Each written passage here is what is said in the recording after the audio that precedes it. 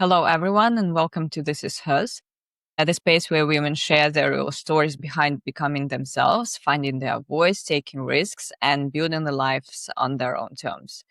I'm Yev, and today we're hearing from a woman whose journey has taken her across countries, cultures, and communities, guided by deep curiosity about how people grow, connect, and create meaningful change.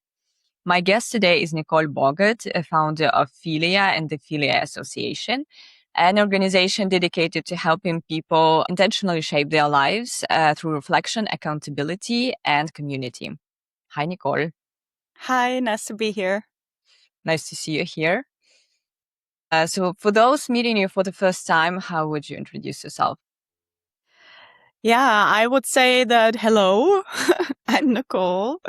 And I'm very driven by the question, how can we create environments that help us to work better together? I think that is what drives me. And that is the underlying question that kind of helps me to create the projects that I create or the books or other means that I'm working on. So Philia grew out of a very personal experiment before becoming something much bigger. Could you tell more about the project and what problem it's solving today? Yeah. So Philia basically came out of my own personal experience. So I'm my first user case, I would say. I'm a woman that is very ambitious and driven, and I always have many ideas and many goals and many things I want to do and experience in life. But if you have that, then sometimes it can feel a little bit overwhelming, and it can sometimes even be a bit confusing where to start, where are you in your journey. And I've definitely experienced that, especially as a young professional during university times or even afterwards when you're starting your career and you have a lot of personal and societal questions at you, what you're going to do next and how you're going to do that. And so one of the ideas that I always had was to team up with a friend and to kind of like check on each other. And I asked a friend of mine years and years ago whether we wanted to try that. And I think after our first attempt, we didn't really stick to it much because, again, like if you're super busy and have many different competing goals in life, it can be kind of hard to slot in a call with a friend. And we didn't have enough structure, so that kind of fell apart. But the idea was, I guess, born back then. Then a few years later, I was in a pretty demanding professional position as a country director of a political foundation abroad. And at that time, many people hired life coaches. So I saw that it was kind of like the hype of the time. And I wanted to try it because I wanted to see what that is like and what happened. You know, everyone talks about it. I wanted to have that experience. And it was okay. It wasn't bad, but it was also, it didn't blow me away because a few things were kind of missing for me. First of all, I didn't really feel like I could really measure if I quote unquote improved or what really changed in that time. That was like a 3 months experience. Second of all, I was kind of missing that exchange because, you know, when you have a coach, they're asking you a bunch of questions, but it's a very one-sided experience. And I kind of thrive off also hearing from the other person and where they are and what they are doing. And then also after, you know, a 3 month period, you either have to sign up again or it kind of ends, but your life doesn't end, you know? So your path continues and there are new challenges maybe coming. And I found it a bit unsustainable to have that experience. So I kind of circled back to this friend approach and I asked another friend of mine. And with that friend, I was a lot more intentional and we started creating more structures. So we had a 1 hour call each week based on a sheet that each of us filled in about like what happened each week. And even the call was like structured in different segments. And we knew like now it's your turn, then it's my turn. Now we have a little question about resonance, like does what I say get to you, you know? So we really created a system around it, and that system is really the secret sauce of it all. And when I said earlier, your environment kind of shapes we need to create certain environments that allow us to thrive. This was, I think, a very nice proof to the test, that this is really what is required. And I've been doing Philia for many, many years with different people because the system is always the same. You don't need like one person to do it with. You can also, if someone wants to do something else, you can also find another person. And it has really grown into something much bigger from that personal experience. Let's rewind a bit. What was your first big ambition? Okay. My first big ambition. I guess something that has always been with me in life was, and I'm circling kind of back to that, is to understand how systems shape people. So I was born in the GDR, actually, that doesn't exist anymore. And I grew up in a reunified Germany. So I was always around people that have experienced very different systems. I mean, even take my grandma. My grandma was born in 1934. She has experienced even more changes throughout her life, different currencies, different ideologies, right? And so for me, I guess I have seen that change is kind of part of life, right? And depending on how you adapt to that change is whether or not you can also thrive or make an impact or partake, right? So I guess that's kind of like my background. And I guess ever since growing up like that, I have continuously put myself into new environments. And my very first, big goal, I guess, was when I was a teenager. I moved to the US on my own to finish high school there, to graduate there. And that was, I guess, my very first own attempt to put myself into a new environment with no one I know, where I had to be a complete learner and where I had to understand how to make something there on my own. And ever since that, I've just continuously reproduced that. And I think that's also largely what fuels and funnels now into my work with Philia, with the one-on-one that I've just explained to you, but also with my work in communities and in society, let's say. Did you ever have an I don't belong here moment? Yes. Yeah, definitely. I mean, many, many, many, many, many. And honestly, like, I think an insider-outsider perspective is very, very valuable and cool. Because if you have an I don't belong here moment, it means that you can learn something. And yes, it also feels awkward because, you don't necessarily always know social rules, or, even the most normal things somewhere else can feel really weird to you because you have never maybe done them before, or even sometimes shopping for clothing. I mean, I'm thinking now, US, for instance, going back to my US example, when I arrived there, everybody wore hot pants. I mean, this is now many years ago. Now everybody even here wears hot pants, but where I was living, nobody was wearing that.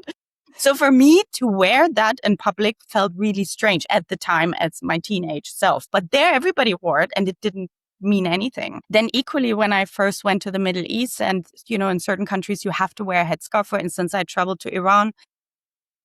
It can feel a bit strange, to wear something you haven't worn before until you get to a point where it doesn't feel as strange maybe anymore, whether it's the hot pants or whether it's the headscarf. Now that kind of comes to my mind, but that's just like an outside example. But there's many other examples. Yeah, when you feel out of place, where you can learn something new. I mean, now I kind of went to the clothing. What do you learn there? But it's kind of also like it's sort of overcoming, or I could kind of go on and on about that, but Yeah, it's a good example. I think it's a nice metaphor. Yeah. Yeah, but it goes, of course, it goes a bit deeper than that. But yeah, I think that's just like an easy to understand way.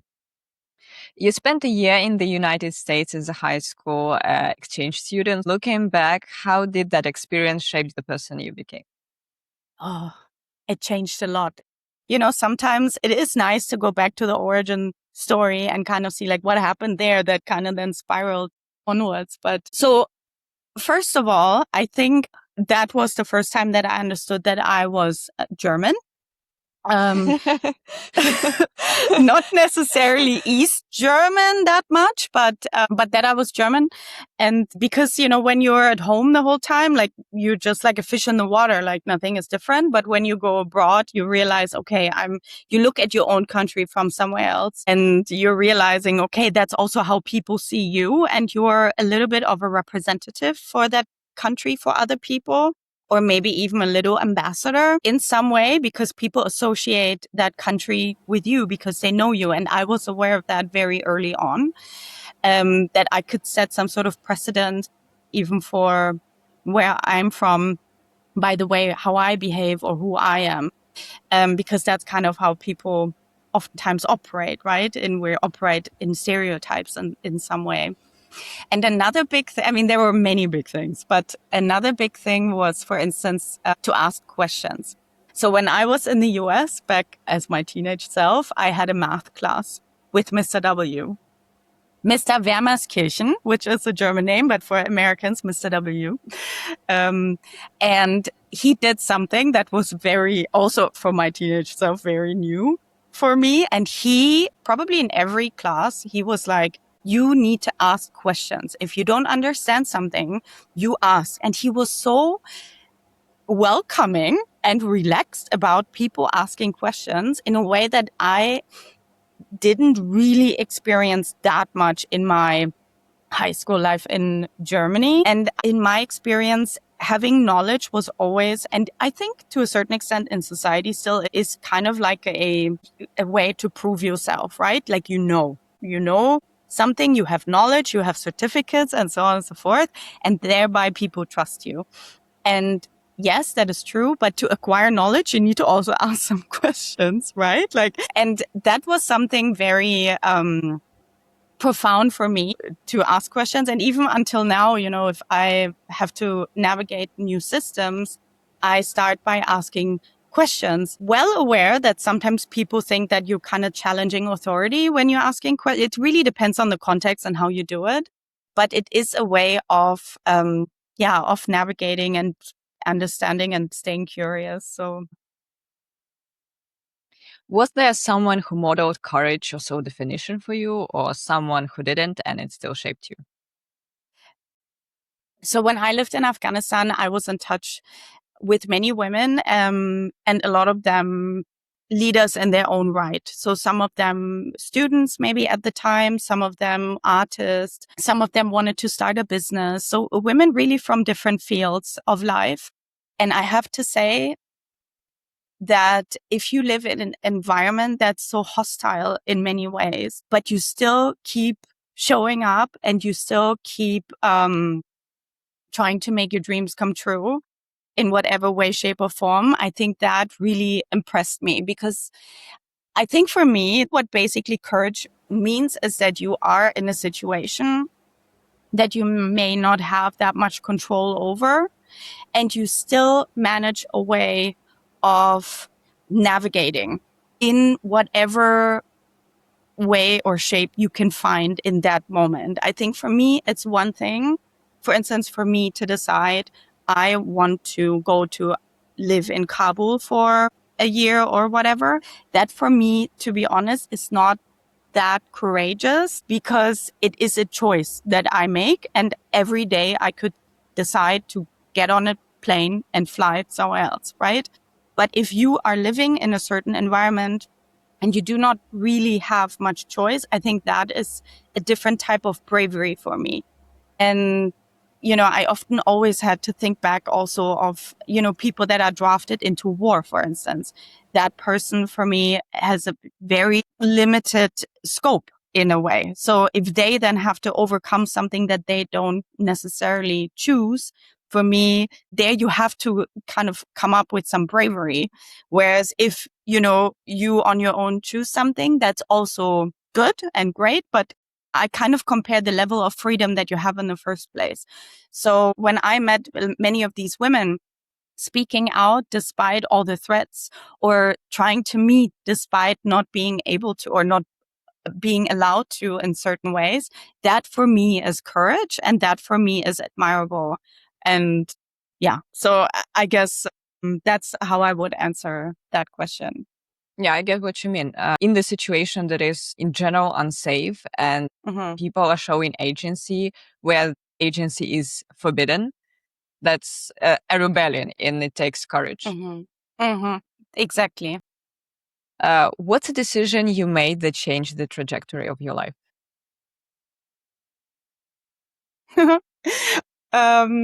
Okay. I have to think of the scorpion.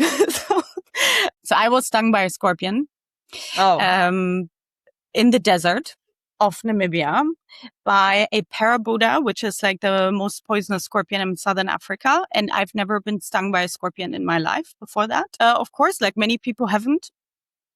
And after it stung me, I experienced a pain that I cannot describe. Like I experienced a pain that was overwhelmingly painful. I was in the middle of the desert. There was no doctors. There was no one around, and no one could also really help me. And I wasn't familiar with stings, so I didn't really know what that means necessarily.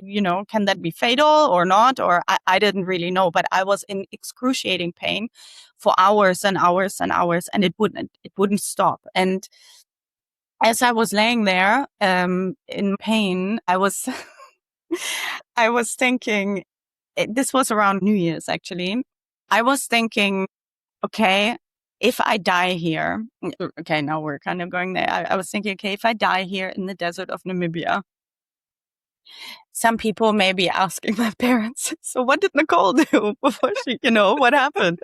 And then they will be saying, well, Nicole worked as a country director of a political foundation in Namibia, which at the time for my age, that was a very, I was not even 30 yet, right? So that was a very, like my career path was pretty straight up, I would say. I was in very prestigious environments, and that was a very cool position to have at that age, especially. And I don't know why, but my heart dropped a little bit at that moment, at that time.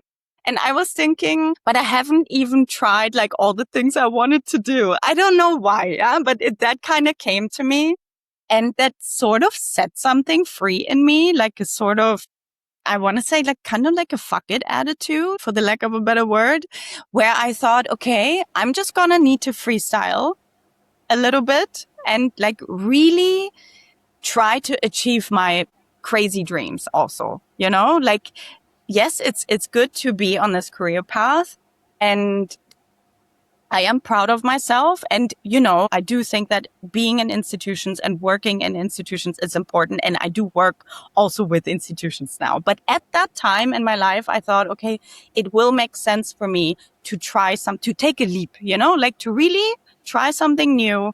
And even if it fails, at least you have tried it, So that was something that really changed the trajectory. Because I didn't at that time continue on this kind of like ladder, if you want to call that. But I was like, okay, I'm just going to freestyle a little bit. And you can always go back to the ladder in some way, right? Like, because you have your, I don't know, you have your education, you have your networks. Yeah. So that really changed my trajectory. yeah. I honestly, I see that you're laughing, and I honestly also feel that there is like a very fun component to the story, because you were sort of going in this linear, predictable, probably for you, predictable trajectory that was, maybe many things were clear enough. And then you achieved being stung by a scorpion. And after that, like it's sort of maybe a little bit as a sign as you can actually do anything. Like you already done something that most people never get. So why not try? Like this is already crazy, so might as well try something else that is like from the wildest dreams. Yeah, kind of. And something else that also really always stuck with me from this experience, and I learned later on that this is a bit like a bee sting. I think it hurts excruciatingly more than a bee sting, by the way. But it doesn't necessarily have to mean that someone, I survived it, obviously, but I didn't know at the time.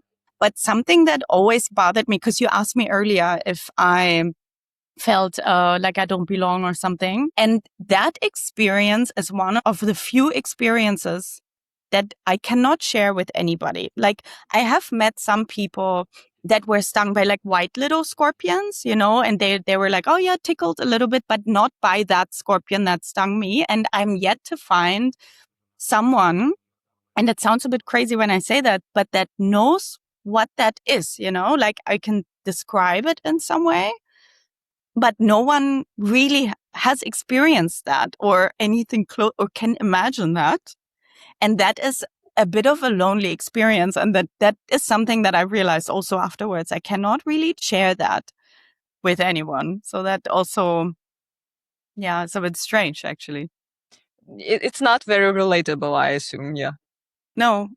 So you lived and worked in several countries, including conflict and post-conflict environments. What did those experiences change in the way you see people and yourself? Well, I am convinced now that in order to address or solve the very complex problems that we are experiencing in the world, and the security sector is one of the areas where, there's complex issues, you don't just go in there and then it's resolved. You need some sort of intelligence here. Same for climate change or other issues, and this is now on a societal level. But we need environments that allow us to better work together to overcome them, because I do not necessarily think that one person alone can resolve it. I do think we need good leadership. I think we lack good leadership.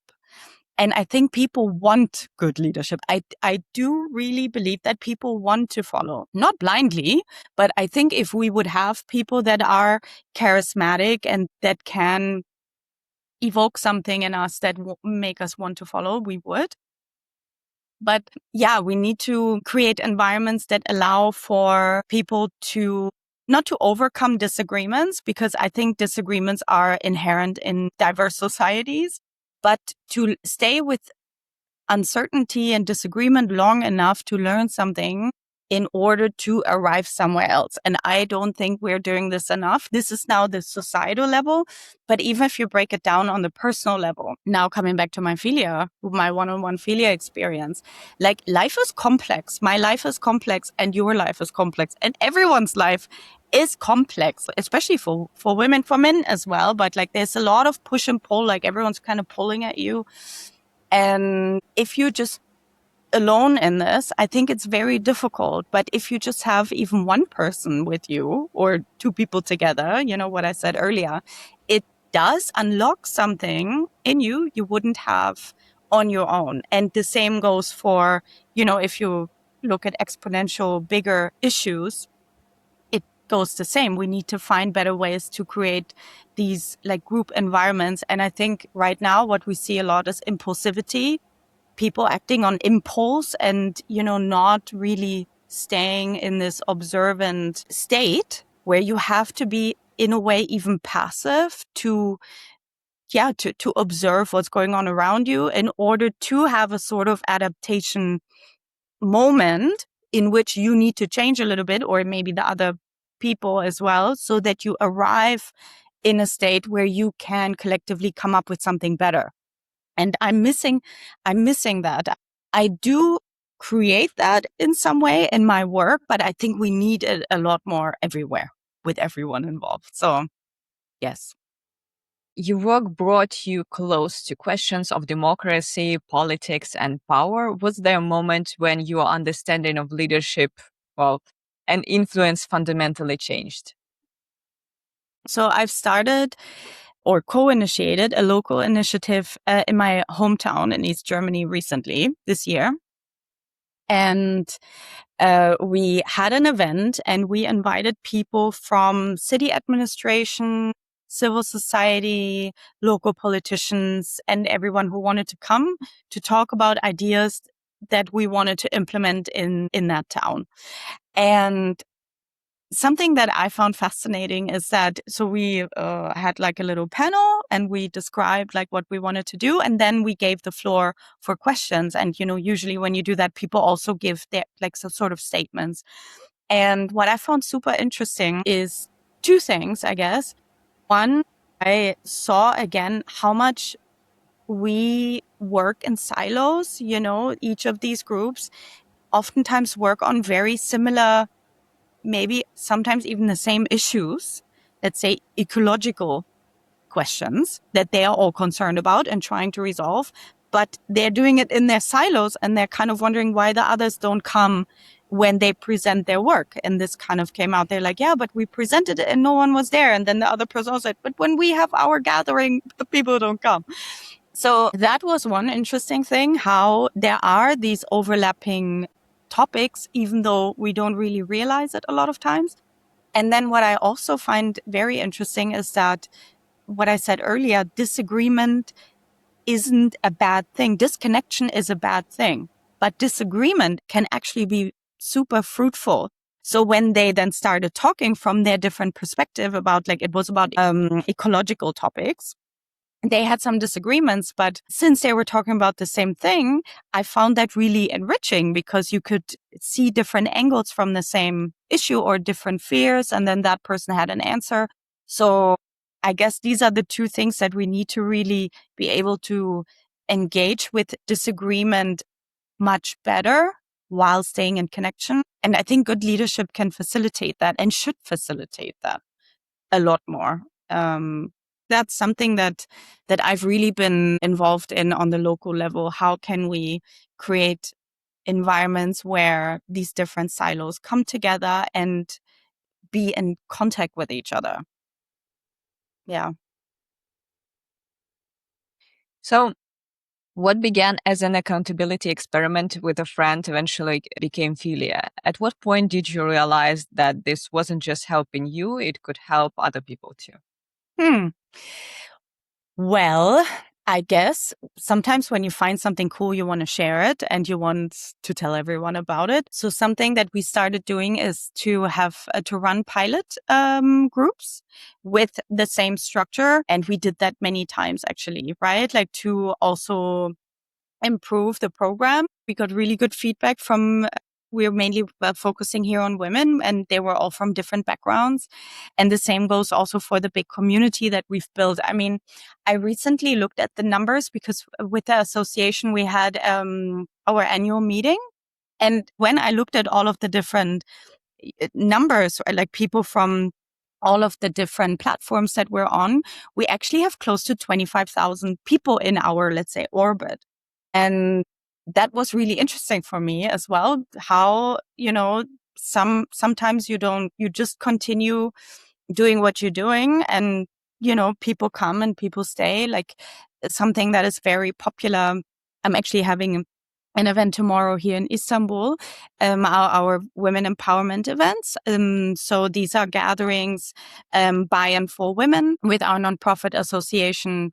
And we bring together women from very different backgrounds. And because we have these tools that I mentioned earlier, we can create an environment where reflection and connection can take place in a quite an effortless way. And that's one of the ways how we build a community as well. And yeah. What did you have to unlearn to grow? One of the things, it's still hard for me, for me to unlearn. Okay, so as I said, I kind of thrive on an exchange, right? Like, how are you doing? How am I doing something? Or working in a team or working in a group. So that really motivates me. If I see someone hustle, I hustle, like that gets me going. And oftentimes when people couldn't really hustle in the same way, sometimes you need to let go. Oftentimes before I was only looking at shaping the environment. I was like, okay, what do you need? Do you need this? Do you need that? What else can we do? But at some point, sometimes it is also okay for, for people to part and then other people to come.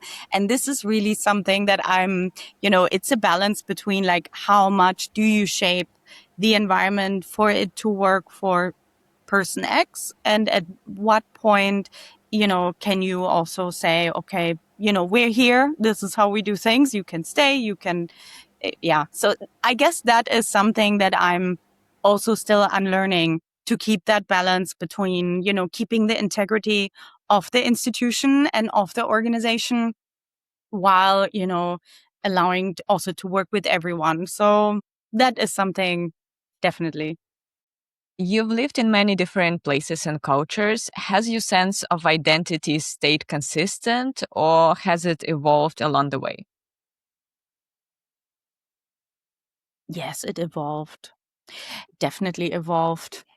And I think that is, especially for women, it's a very important learning that we are allowed to mature and to evolve and to, really get out of this state that sometimes socially we are supposed to kind of like stay in.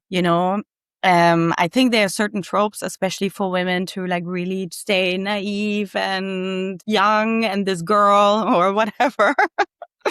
And to some degree, I think we have that in us, right? Like we have whatever where we come from is also part of us, but we can add more layers to that.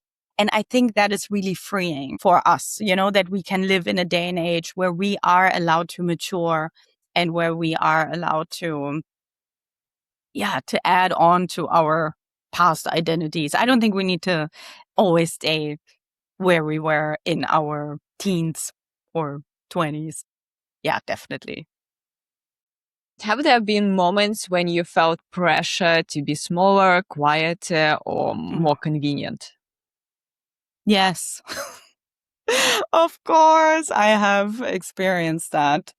I've tried that, but it's really difficult to, to be like small and convenient and all of that all the time, especially as I said earlier, if you have a lot of, like, I have a lot of energy.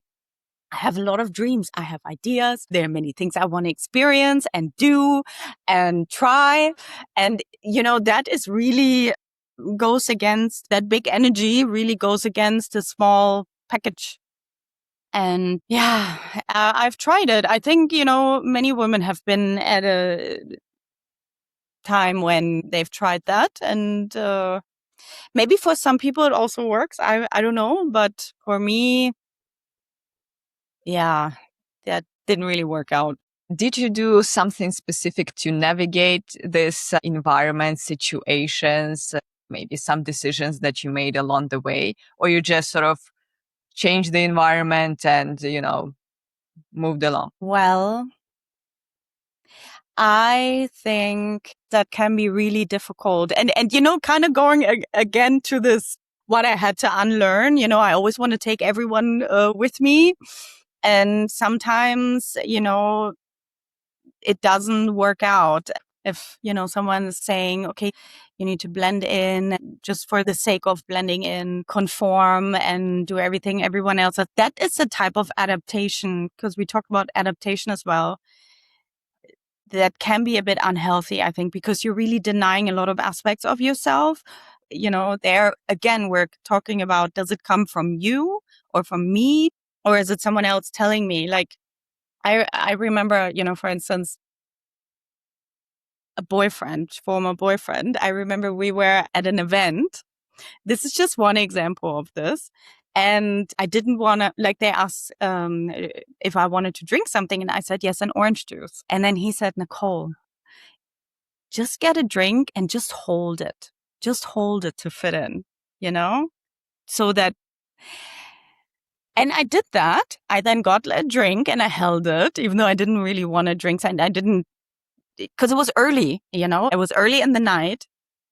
And I am a lightweight, so when I start drinking early and then everyone is still sober, that doesn't really work out. So if I want to drink something, if it's like a party, I need to wait a little bit till, the others are more at my state, and then I can join in, But these are things where you kind of like denying your own reality because someone else wants you to like look like you fit in. And I don't know. I'm not a big fan of that. That's just one example. I could give you many examples, but that's just one of them. Yeah. Returning to East Germany after COVID seems like another unexpected chapter. What did reconnecting with Mm. your hometown teach you about yourself? Oh, so much. I didn't really expect to stay in Germany for all that long, but when I returned, I realized by accident actually that my grandma needed some caretaking.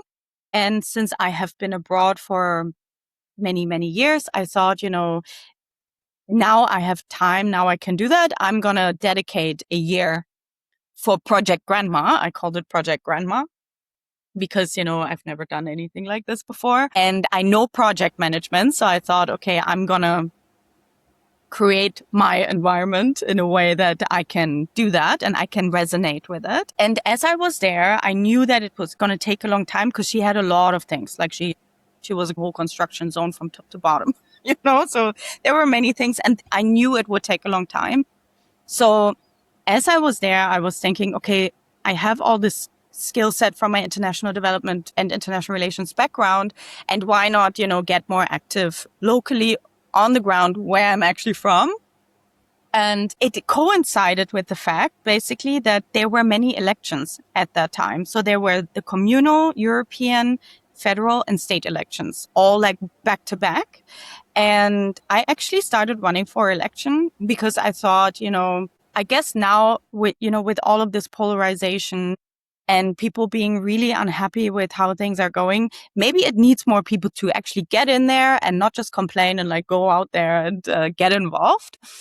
And something that has taught me with all of these elections was really, again, to look at the reunification process in Germany and what that means for East Germans, a group that I belong to, and how that has played out over the years and how the relations between West and East Germans are contributing in some way, maybe in other ways, not so much to the situation that we have right now. It is not only a purely German phenomenon that people are voting more right-wing parties. That also happens in many other countries in Europe.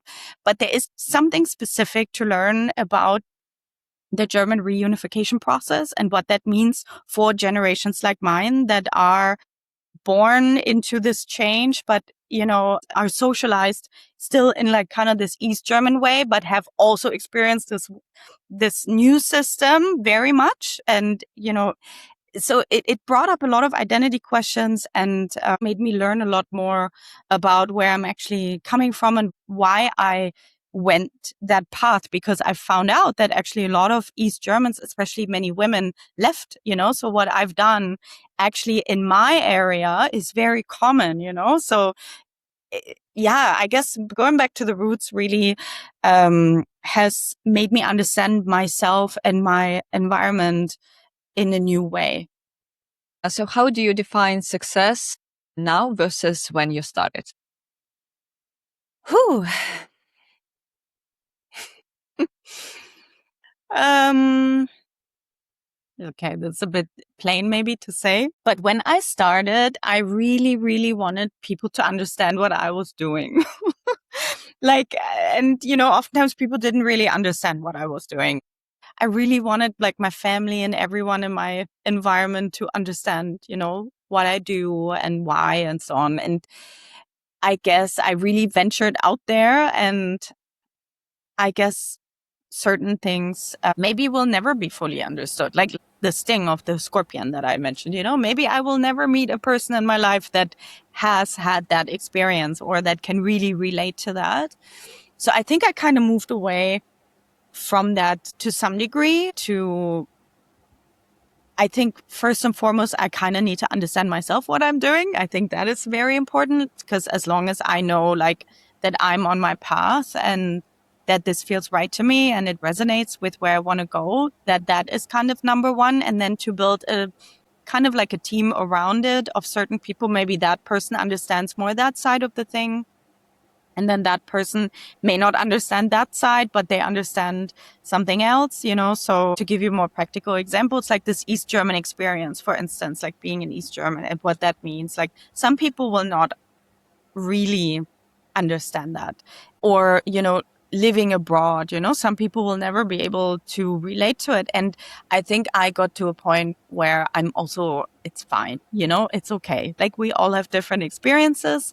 I think it's an understanding that, if I know what I'm doing, that is good. And then have for different fields, have my people. So that's fine. What's the bravest choice you've made? Oh, I want to say one of the bravest choices was to say yes to my grandma in some way and to like set aside that year. It kind of threw me into a whole different environment. And, to take on a caretaking activity, it really significantly impacts you. Like it starts with the time. Of course, you have less time for a lot of things. You cannot perform in the same way. Your radius gets a lot smaller. There's a lot of trade-offs you have to do. And I think that was one of the first times that I was organizing someone else's life apart from my own life, which is really what that means. Like you organize all of the doctor visits, there's a lot of bureaucracy attached to it. Like when we talk of caretaking for an elderly person, that isn't necessarily maybe brushing their hair or something, what people kind of imagine. It's a lot of kind of project management skills that you need to bring up there, and you're navigating someone else's life. And it's again like a fine line. Like I'm younger than my grandma, obviously, and I want her to be as free as she can be and as independent as she can be. So I want to create again this environment for her to thrive. And she's now doing like a daycare thing for older people. So she walks there in the morning. She says she's going to work. I mean, she's not working there, but she sings there. She does sport there. She has friends. I mean, she is a whole new person. Like she goes shopping now, whereas before she couldn't see well anymore. She couldn't hear, like she really made a leap from here to there. And again, like what I said in the very beginning, it was about creating an environment for her specifically that she can thrive in with people that, are resonating with her on that level. And I think it was brave in a way because it was completely foreign to me, that whole world. I had to, again, like understand it because I needed to make decisions for her. And I really felt the gravity of being her caretaker. Like you have a real responsibility and you don't want to also do things that are against their will. At the same time, they cannot understand all of this bureaucracy, like impossible. Like it's impossible for her. She couldn't do it, and then there's also like a certain emotional strain with that. Like, for instance, I visited a friend of hers with her. So I'm her driver as well in some way. And, seeing older people, it really touched me that that other elderly lady has to manage a lot of things on her own, and she clearly needs more support. It has a psychological effect as well. And, you are dealing with, like, I wrote my own, what is it in English? Like in Germany, you should have papers for if you are incapacitated in the hospital, what should happen, what happens with the machines and all of that. You know what I mean? And I was thinking like, I cannot just put these papers in front of my grandma and be like, hey, grandma, here, maybe you should fill that in. I thought, I'm going to do it myself first. I'm going to fill in my own because I could trip and have an accident. Anyone can have an accident and end up in a hospital. And it's very detailed what they ask you there. And I did it for myself. And it really was weird.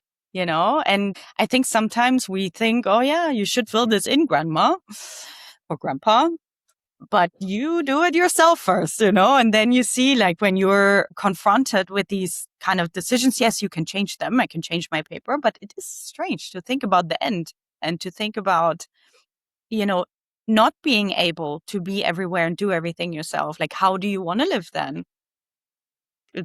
Yeah. Those are areas that you don't encounter every day. Yeah, it's tough. Hmm. How do you make decisions when you don't know how things will turn out? Oh, I like to kind of go by my intuition and look at different paths. So what I usually try to do is I'm going to first try to think of all the options, also the ones I know I don't want, like all of the options that I can think of. So that takes me away from having to make a decision. First, I go into option modes. From one side to the other side, I try to think of all of them. And that is already a very good exercise because you cannot really make a decision if you are not facing all the options available. Staying where you are, changing only that thing, da da da da da da da. And then I kind of try to understand, okay, what would be my immediate outcome? Like if I have like these different options, option number one, okay, what is the immediate outcome if I go that way? How would other people react? And what's the ultimate outcome? Like maybe, and I do that with all of them. And then once I think about that, that already gives me a little bit of an idea where it makes sense for me to go. That's my exercise. Yeah, I do the same. I love it. Yeah. I think you just like building a projection from every sort of option sort of allows you to make a more informed choice in the end. Yes. And also, sometimes you think you have two options, but maybe you have five. Yeah. Even if you maybe not want them, but you have them. And having options is nice. Yeah. Having options is good. What grounds you when life feels chaotic? My friends, my cat, people. Yeah. So with Philia, we have something called the emergency call. So if it's very chaotic and I feel like my monkey mind is on, and I feel very impulsive and I can't help myself, like that is a moment where I feel like, okay, impulsivity, I think is always a sign to stop. Intuition is something else, but impulsivity, especially when you don't feel very good about it. And we have this emergency call structure. It's really good. Like you ask your Philia partner or friend. I also asked other friends before if they have half an hour because they also need time. If I'm coming with something, I understand that they also have a life and they also need to make time for something to come. And then in that half an hour, we split it in 3 parts. Part number 1, 10 minutes venting. So that person that's calling is venting. That's already nice, right? 10 minutes. You need to time it. Otherwise, venting goes forever. Second part, pep talk. So the other person gives you, based on your venting material that you provided, in good faith, gives you a pep talk. How you're doing great in this situation. That's already nice. So you have a 10-minute showering yourself with a pep talk. And then 10 minutes, next steps. So in the last 10 minutes, it's both of you like being more conversational. So what could next steps be? Again, like kind of looking at different options. Sometimes the next step is doing nothing. Sometimes the next step is doing something, maybe taking a bath or whatever. And sometimes you need a permission slip to do something or nothing, from someone else who's in good faith, with you. But yeah, so Philia is built around reflection and agency. Has that practice changed the way you relate to yourself? I don't know if it has changed how I relate to myself, but what comes up to me is also that by understanding my own agency and how important that is, especially, when it comes to making decisions or being in complex situations, it helps me to also remind myself that other people have agency. And I think that is sometimes even more important, and especially in the day and age we're in now, where we have a lot of disconnection from people, or we see people that maybe are voting for a different party or are having a different ideology or whatever, like seem different from you. I think it is important to also, see that they have their agency and there's some sort of reasoning behind the way that they are also. And sometimes it's important, to see that part first before you then go into all the details why someone thinks X, Y, and Z. Yeah, I think that is something that helped me. And also, when you have a Philia partner, you get to know that person's very, very well, in an intimate way, in a way of like sharing very vulnerable things. And, some of the things are also, because it's another complex person, are also things that are new to me, and it helps me to be wide and to create space for many different realities or many different ways of seeing the world, or even sometimes my Philia partner is changing her ways or I'm changing, or sometimes we go back, hey, look, 3 years ago that happened and now you're doing that. And I see that in myself and in her, and I know that it's possible for everyone. And I really do believe in lifelong learning as an undercurrent. And going back to my math teacher there, that always says ask questions. I do believe that everyone can learn all the time, even when you're older or, yeah. My grandma, look how her life has changed from here to there. So I give that also I want to be even better at giving it to others, I guess. Yeah. For someone listening and feeling stuck, what's one thing they can do today? Move, walk, go outside. Somewhere I read recently, don't believe any thought that you had inside or something like that. And I think there's something to that. I need to test it a bit more, but I'm in Istanbul right now. And Istanbul is a city that's very walkable and beautiful, and walking and being outside. And I think it does something to you, to feeling stuck. I do think it makes you unstuck. Move. Like physically try to move if you can. Singing is good. Karaoke. Go alone if you must, or do it on your phone or something. I don't know, like get moving. What do you think other women should know about? That we're cool. I think women are cool. Just believe that you're cool. It doesn't matter what others say. That's it. What's one puzzle piece you've collected along your life journey that changed everything? Ultimately, we're all the same. It's very simple. I think ultimately people want the same things. People value similar things. They call them differently. And and patriarchy is everywhere. It doesn't matter where you are. Like some things are a bit universal. So What's the next chapter you're stepping into? I want to build more, as I said, like I want to build more environments where groups can come together and, create intelligent solutions for complex problems. I think that's really what's at the heart of what I'm interested in, like whether people are from different sectors, whether people are from different backgrounds or different nationalities, to really push for, the idea that adaptation is not a one-way street. Yes, when we go somewhere, we have to adapt, but also the environment needs to adapt to us. It's not enough if I go abroad that only I like tweak and turn. It's also if someone new comes, also that environment needs to create a space for that.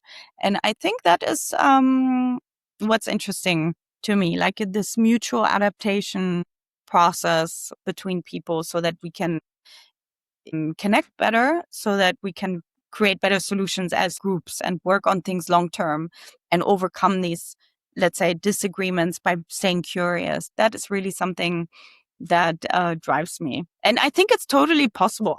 Sometimes I think, like, why are we so here? Why are we so here? Like, we could be somewhere completely different. And I think it's totally doable. I don't even see why we're stuck. Like, I think solutions are out there. We just need to get started. So, yeah.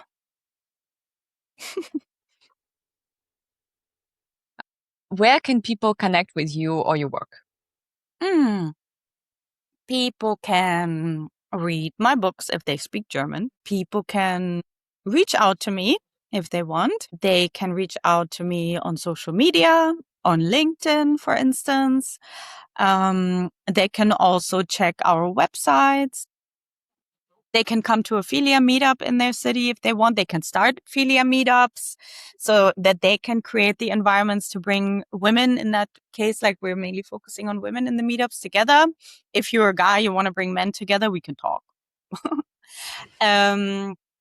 If people want to work with me on creating better environments for people to work better together and to have better collective intelligence, they can do that. So, yeah.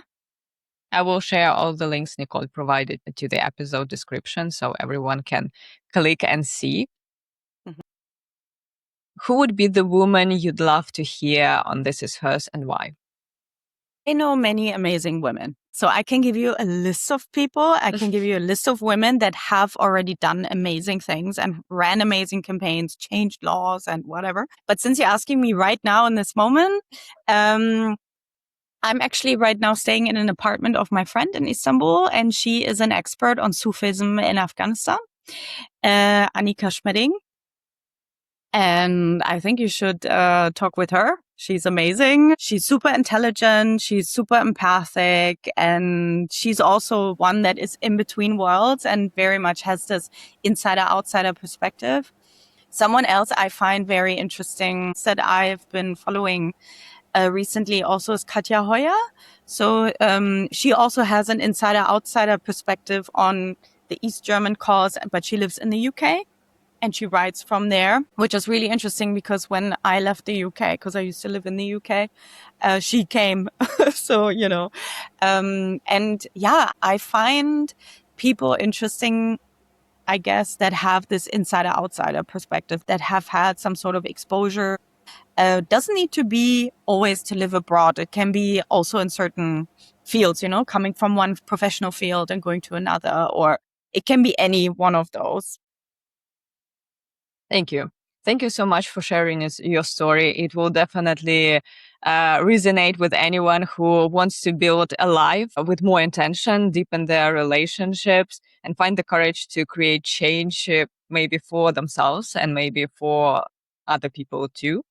So thank you so much. Thank you for the opportunity. And yeah, I hope you have a great day. Yeah, thank you. If you enjoyed today's episode, please follow This Is Hers on Spotify, Apple Podcasts, YouTube, or our social accounts. And also, please leave a comment. It helps us reach more people who need to hear these stories.